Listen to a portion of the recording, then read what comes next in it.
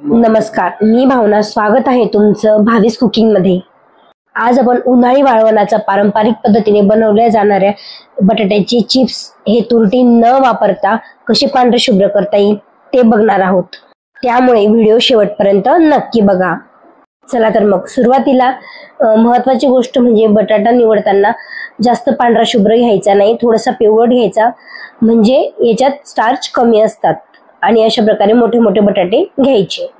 दुसरी महत्त्वाची गोष्ट की बटाटा हा फ्रीज मध्ये ठेवायचा नाही. बटाटा आपण मार्केटमधून आणला की त्याला स्वच्छ 2 ते 3 पाण्याने चांगला धुवून घ्यायचा, म्हणजे त्याच्यावर जी लागलेली माती असते ती सर्व काढून टाकायची. मी हे बटाटे स्वच्छ धुवून घेतले आणि एका कापडाने पुसून घेतले. आता आपण यावरच्या साली काढून घेऊ. बटाट्याची सालं काढून झाली की बटाटा हा लागोलग पाण्यामध्ये टाकायचा. तो पाण्यामध्ये पूर्ण डीप होईल इतकं पाणी आपल्याला भांड्यामध्ये घ्यायचं आहे, जेणेकरून बटाटा काळा होणार नाही आणि आपले वेफर्स सुद्धा पांढरे शुभ्र होतील. अशा प्रकारे मी आता सर्व बटाट्यांची सालं काढून घेतलेली आहेत. सर्व बटाट्यांची सालं काढून झाल्यावर ह्या बटाट्यांना अशा प्रकारे स्वच्छ हाताने रगडून धुवून घ्यायचे आहे एक पाण्याने, आणि परत ते दुसऱ्या स्वच्छ पाण्यामध्ये टाकायचे. म्हणजेच की आपल्याला बटाट्याचे साल काढल्यापासून ते चिप्स करेपर्यंत बटाटा हा आपल्याला कंटिन्यू पाण्यातच ठेवायचा आहे. अशा प्रकारे मी आता सर्व बटाटे स्वच्छ धुवून घेते. आता माझे सर्व बटाटे स्वच्छ धुवून झालेले आहेत. आता आपण याचे स्लाइस करू. बटाट्याचे स्लाइस करत असताना हे जास्त बारीकही नाही करायचे आणि जास्त जाडी नाही करायचे, मीडियम करायचे. जास्त बारीक केल्याने काय होते की ते वाळल्यानंतर आहे ना अजून सुकते आणि तेलात टाकताना ते वेफर्स जळतात. म्हणून आपल्याला जास्त बारीकही नाही करायची आणि एकदम जाडही वेफर्स करायची नाही. अशा प्रकारे आपल्याला चिप्स हे पाडून घ्यायचे आहे. चिप्स पाडत असताना सर्वात महत्त्वाची गोष्ट की बटाटा हा असा, तुम्हाला कशा प्रकारे बटाट्याचे चिप्स हवे, आडवे उभे, तुम्ही त्या प्रकारे करू शकता. चिप्स करत असताना बटाटा हा असा वरतून प्रेस करायचा आणि खाली त्याचा दबाव गेला पाहिजे, म्हणजे वरतून प्रेस करायचा आणि खालून स्लाइस पाडायच्या. अशा प्रकारे आपल्याला हे चिप्स पाडून घ्यायचे आहे. माझ्याकडे अशी दुसऱ्या प्रकारची अजून एक किसणी होती, त्याने पण मी पाडून बघते. त्याच्याने सुद्धा खूप छान असे वेफर्स माझे तयार झालेले आहेत. अशा प्रकारे मी आता सर्व बटाट्यांची स्लाइस करून घेते. सर्व स्लाइस करून झाल्यानंतर हे बघा अशा प्रकारे चिप्स मोकळे करून घ्यायचे. याचे स्टार्च खूप आलेले आहेत पाण्यामध्ये. बटाट्यांना अशा प्रकारे एकमेकांवर घेऊन असं थोडं हलक्या हाताने रगडायचे आणि चांगले स्वच्छ पाण्याने 2 ते 3 पाण्याने जोपर्यंत स्टार्च निघणं बंद होत नाही तोपर्यंत स्वच्छ धुवून घ्यायचे. मी हे स्वच्छ 3 पाण्याने धुवून घेतलेले आहे. आणि विशेष म्हणजे मी यामध्ये तुरटीचा वापर केलेला नाही.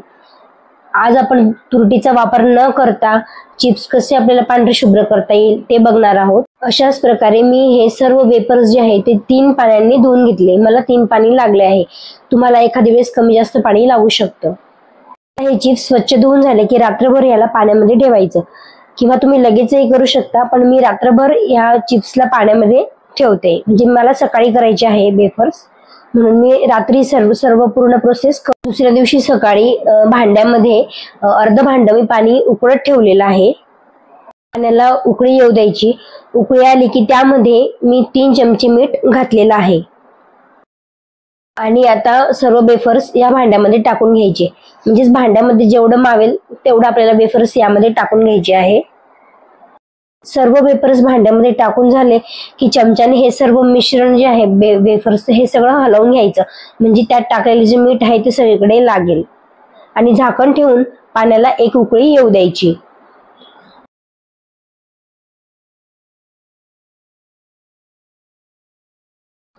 चिप्सला चांगली उकळी आलेली आहे. एकदा आपण हलवून बघूया की झालेले आहेत की नाही. हे अजून थोडेसे व्हायचे बाकी आहेत, त्यामुळे परत याला झाकण ठेवून आपण 2 ते 3 मिनिटं याला परत एक उकळी येऊन पुन्हा एकदा चेक करून घेऊ की झाले आहेत की नाही. चला तर चेक करून घेऊ झाले आहेत की नाही. पाण्याला छान उकळी आलेली आहे. चिप्स हे झालेले आहेत बघा. अशा प्रकारे याचा तुकडा तुटला म्हणजे चिप्स झालेले आहे. याला आपल्याला याच्यापेक्षा जास्त शिजू द्यायचे नाही आहे, नाहीतर मग त्याचे टाकताना तुकडे पडतील. गॅस बंद करून आता हे सर्व एका चाळणीमध्ये हे वेफर्स टाकून घ्यायचे. तुम्ही बघू शकता यामध्ये आपण तुरटीचा वापर केलेला नाही आहे, तरी पण किती छान असे पांढरे शुभ्र वेफर्स तयार झालेले आहेत।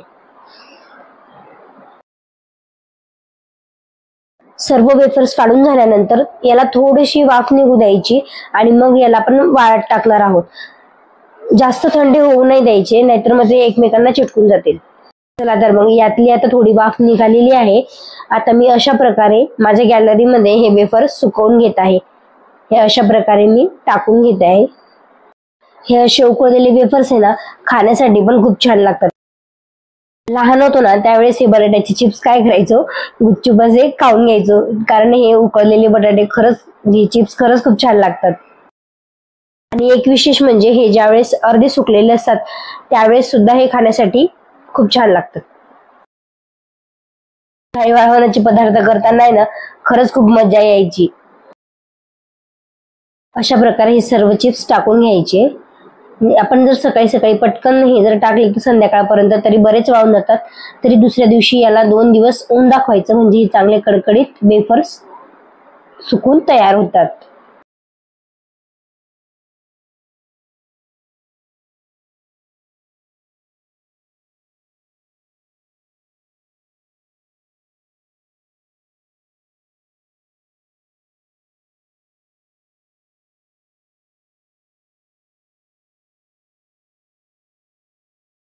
अशा प्रकारे आता माझे सर्व चिप्स हे मी टाकून घेते। आता सर्व टाकून झालेले आहेत। अशा प्रकारे तुम्ही बघू शकता मी माझ्या गॅलरीमध्ये सर्व चिप्स हे सुकवून घेतलेले आहेत। मी हे चिप्स 2 दिवस कडकडीत उन्हामध्ये सुकवून घेतलेले आहेत। तुम्ही बघू शकता, बघा कशा प्रकारे छान असे सुकलेले आहेत। चला तर मग आता तुम्हाला मी तळून दाखवते। बघा टाकताच बरोबर लगेच असे फुलत आहेत आणि चिप्स हा एकदम पांढरा शुभ्र झालेला आहे। तुम्ही बघू शकता, मस्त असे गरम तेलामध्ये टाकल्यावर लगेच वर येत आहेत। विशेष म्हणजे ह्या चिप्स मध्ये मी तुरटीचा वापर अजिबात केलेला नाही आहे।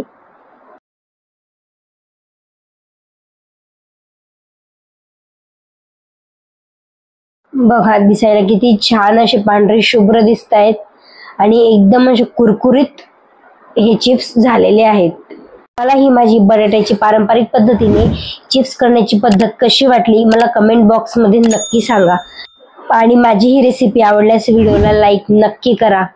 तुम्ही जर माझ्या चॅनलवर नवीन असाल तर प्लीज चॅनलला सबस्क्राईब करा। चला तर मग भेटूया आता पुढच्या नवीन रेसिपी मध्ये।